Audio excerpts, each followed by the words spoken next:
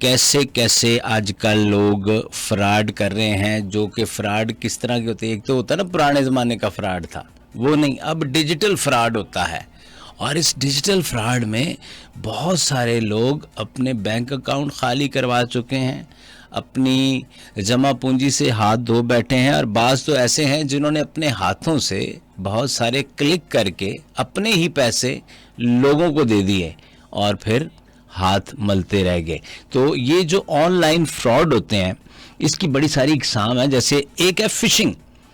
Fishing जो है ना जी, ये जाली ईमेल, ठीक है, और उसके साथ साथ ये सारे से ना पासवर्ड लेंगे, तो इससे भी चुकन्ना रहना होता है। अच्छा, दूसरा स्कैम्स हो रहे हैं सोशल मीडिया के ऊपर, और स्कैम तो नित नए तरीके इजाद हो गए हैं स्कैम्स के, अल्लाह माफ़ करे।